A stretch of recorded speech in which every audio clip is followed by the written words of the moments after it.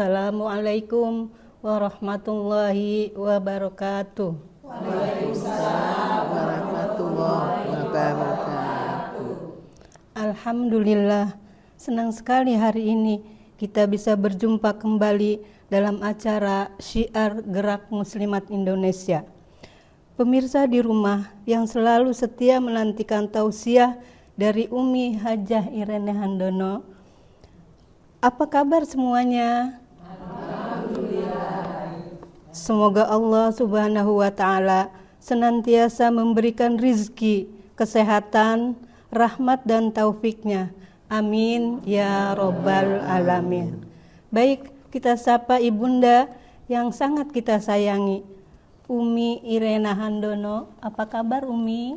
Alhamdulillah, kabarnya kabar baik. Dan semoga kita semua, Bu Aisyah dan semuanya yang hadir juga demikian, senantiasa dalam lindungan Allah Subhanahu wa Ta'ala. Amin. Umi, hari ini kita akan masuk ke salah satu fase yang jarang dibahas secara mendalam dari masa muda Rasulullah Sallallahu Alaihi Wasallam, yaitu Perang Fijar. Betul Umi? Iya betul, Perang Fijar itu jarang sekali dibahas. Perang ini terjadi sebelum Nabi diangkat menjadi Rasul. Mungkin karena itu maka juga kurang banyak dibahas ya. Tapi padahal penting banget loh, kita juga harus tahu. Menariknya dalam perang ini bukan sekedar catatan sejarah. Jadi perang ini bukan sekedar catatan sejarah aja. Di dalamnya ada gambaran tentang rusaknya masyarakat jahiliyah. Kemerosotan akhlak, moralnya.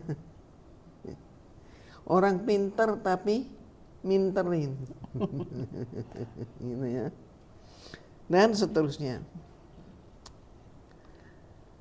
Fanatisme suku juga memperuncing keadaan.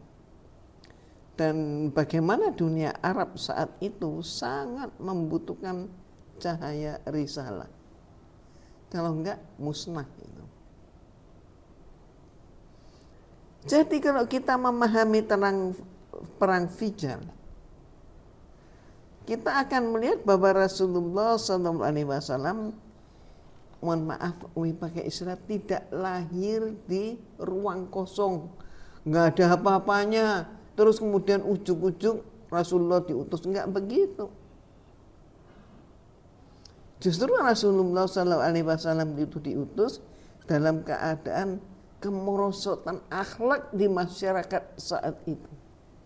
Bahkan bukan masyarakat di Arab aja, di dunia saat itu. Tapi pengamat menyatakan, para ahli menyatakan, yang paling rusak itu saat itu di sana. Beliau tumbuh di tengah masyarakat yang keras, penuh konflik. Tapi Allah menjaga beliau dari manusia yang keras. Manusianya keras-keras. Beliau tumbuh di sini.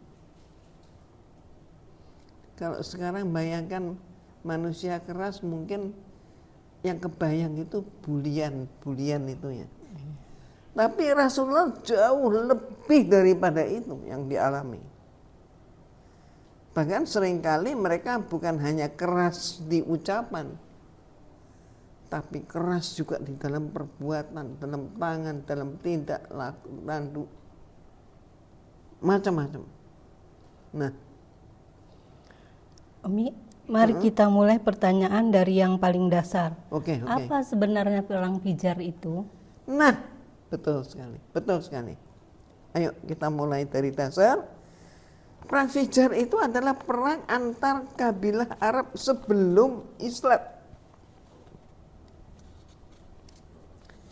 Pihak yang terlibat adalah Quraisy bersama Kinanah melawan Qais Ailan atau Hawazin.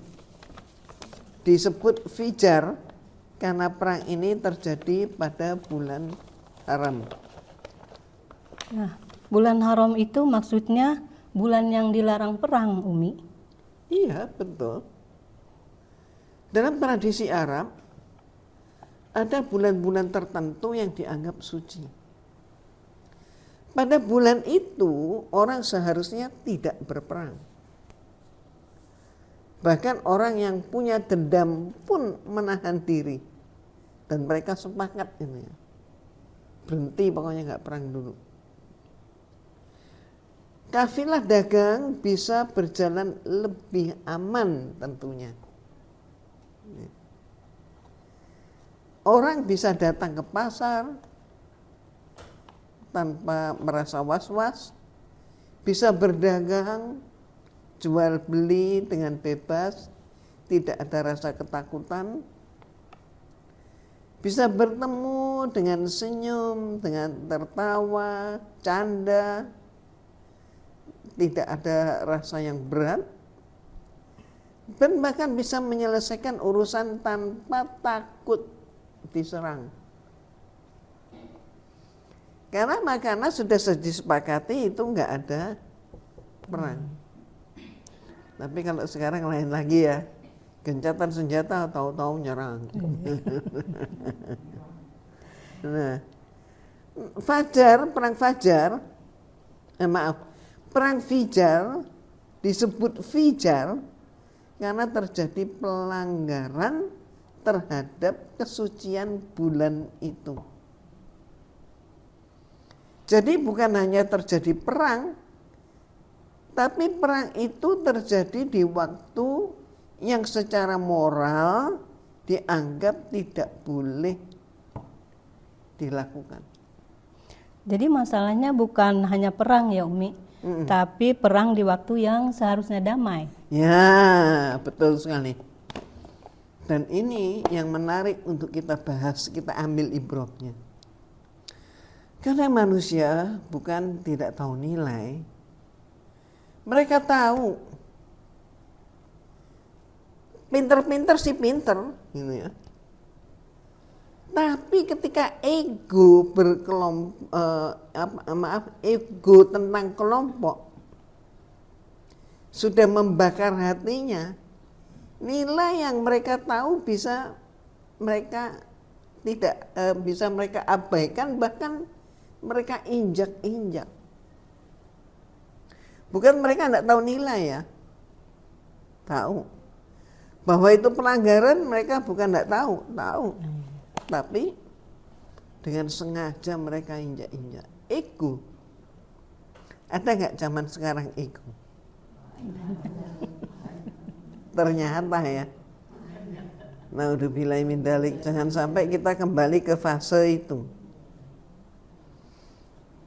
Nah, jadi apa pemicu awal perang ini Umi? Oke, penting nih. Dalam kitab Sirah disebutkan bahwa salah satu pemicunya adalah pembunuhan terhadap seseorang dari pihak Qais atau Hawazin oleh seseorang dari pihak Kinanah, terbunuh. Lalu konflik itu melebar. Karena di masyarakat Arab saat itu, satu orang tidak berdiri sebagai individu saja. Tapi tiap orang selalu membawa nama kabilahnya. Berarti tidak ada sistem hukum netral. Nah, ntar dulu. Kalau satu orang dibunuh, akibatnya gimana? Ya, kabilahnya merasa terhina. Kalau merasa terhina terus gimana? Balas. Ketika dibalas gimana pihak lain? Merasa terhina lagi, kenapa? Terus balas lagi kan? Betul. Akhirnya dendam menjadi rantai yang panjang banget. Ini bunuh, terus ini dibunuh, yang ini balik lagi bunuh. Di sini merasa dibunuh, balik lagi dibunuh. Terus begitu. Nah, kalau tadi ditanya, berarti tidak ada sistem hukum netral. Nah, ini poin yang jarang dibahas. Ada nggak hukum yang netral? Ini jarang dibahas. Di masa itu belum ada sistem hukum seperti negara modern. Bahkan mereka bangga dengan balas dendam. Dan ini bukan hanya di Arab.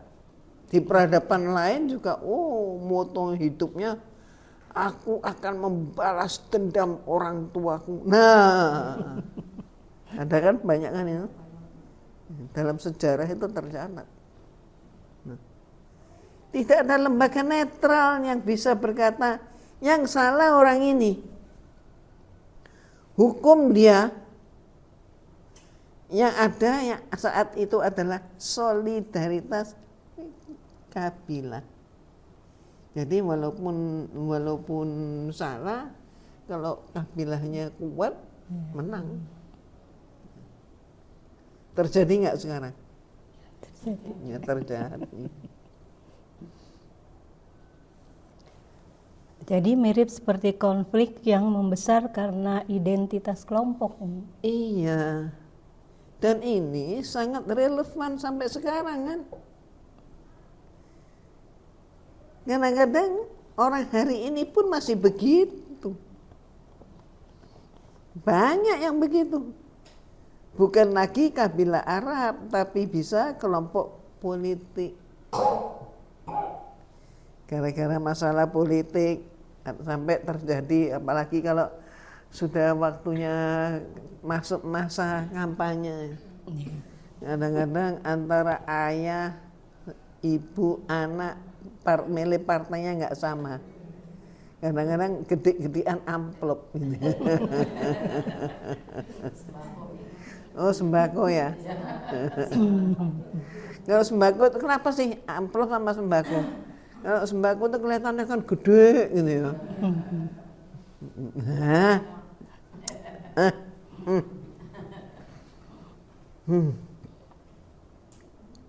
Nah, mirip seperti konflik itu ya, kelompok. Nah, ini bukan cuma di Arab, tapi bisa kelompok politik, komunitas, bisa juga organisasi, bisa juga sekolah. Maka sering terjadi tawuran antar sekolah, antar pelajar, bahkan keluarga. Kalau sudah suaminya bermasalah dengan bapak-bapak yang lain, seluruh keluarganya itu ya sudah musuhan. Terus ketika seseorang dari kelompoknya salah, bukan dikoreksi. Nih, tidak dikoreksi. Saat itu mereka tidak mengenal itu.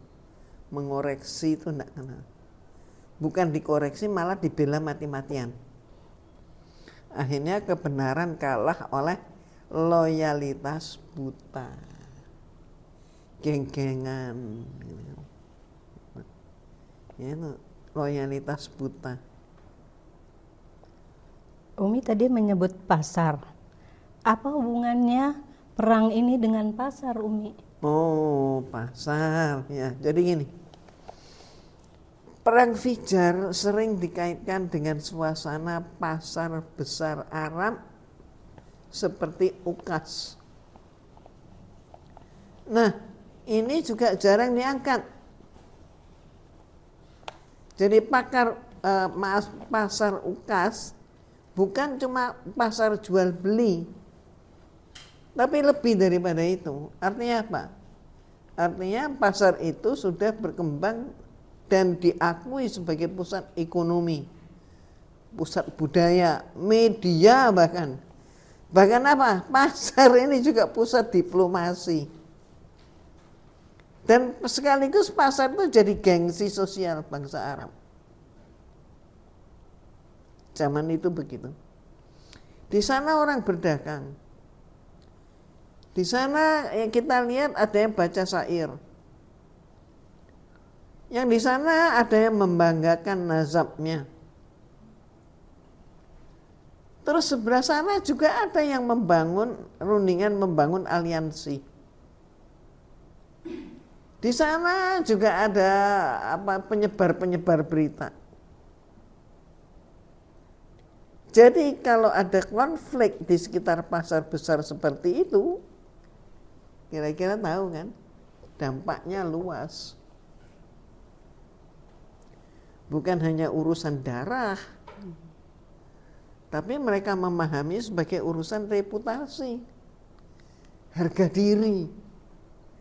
Padahal belum tentu benar. Tapi itu yang terjadi.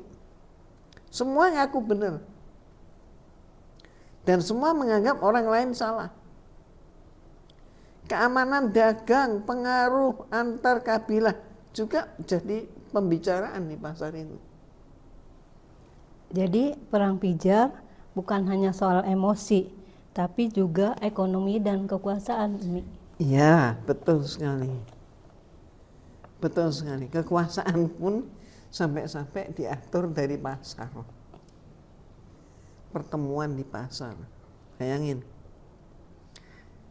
Ini sisi mind blowing. Kita sering membayangkan perang jahiliyah hanya karena orang marah. Padahal di baliknya ada jaringan kepentingan. Siapa yang mengamankan kafilah?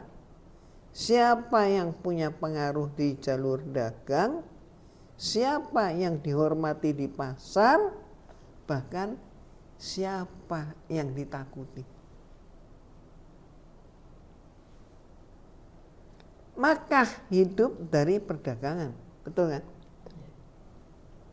Dari perdagangan.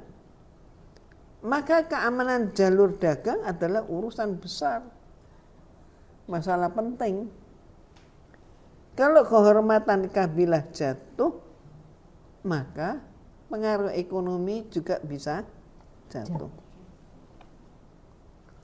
Jadi sehingga mereka ini lebih berprinsip harus menang. Harus tetap eksis. Alasannya harga diri. Kehormatan. Nah ini. Jadi dari sini kita bisa melihat bahwa masyarakat Arab sebelum Islam sebenarnya punya struktur, tapi rapuh. Iya memang rapuh banget gitu ya. Mereka punya nilai, tapi kan nggak cukup kuat. Mereka punya adat, tapi adat itu bisa kalah oleh dendam. Dendam tidak hanya yang bersangkutan, tapi sampai anak cucu, keturunan. Mereka punya penghormatan terhadap bulan haram, tapi bisa dilanggar ketika fanatisme suku naik. Sampai begitu. Dan di tengah dunia seperti inilah Rasulullah Sallallahu Alaihi Wasallam tumbuh, berkembang. Beliau melihat sejak muda bahwa masyarakat membutuhkan hukum yang lebih tinggi daripada sekedar adat. Artinya apa? Beliau tahu, Rasulullah ngerti banget, paham. Mereka itu butuh wahyu. Mereka membutuhkan keadilan yang mutlak, yang tidak tunduk pada nama suku. Masya Allah. Jadi perang pijar ini seperti cerminan buram masyarakat jahiliyah. Ya memang. Penting banget kan kita pelajari. Ini memperlihatkan penyakit besar manusia. Ketika kelompok lebih dicintai daripada kebenaran, ketika gengsi lebih dijaga daripada kesucian, dan ketika dendam dianggap sebagai kehormatan. Umi, mungkin Umi akan memberikan kalimat penutup untuk segmen kali ini. Oke. Perang Fijar mengajarkan kepada kita bahwa masyarakat bisa punya tradisi suci, tapi tanpa hati yang tunduk kepada Allah, tradisi itu bisa dilanggar oleh ego. Betul. Maka Islam datang bukan hanya memberi atau membawa ibadah, tidak hanya mengenalkan kewajiban ibadah, tapi membawa keadilan yang menundukkan fanatisme. Indah sekali, Masya Allah. Luar biasa ilmu yang kita peroleh pada hari ini. Terima kasih Umi. Semoga bermanfaat. Sampai di sini dulu kajian kita. Saya dari Gerak Muslimat Indonesia Jakarta Utara mengucapkan terima kasih. Kalau bermanfaat dan jangan sampai lupa share. Sampai jumpa lagi di episode Siroh bersama Umi Irena Handono berikutnya. Wassalamualaikum warahmatullahi wabarakatuh. Waalaikumsalam warahmatullahi wabarakatuh.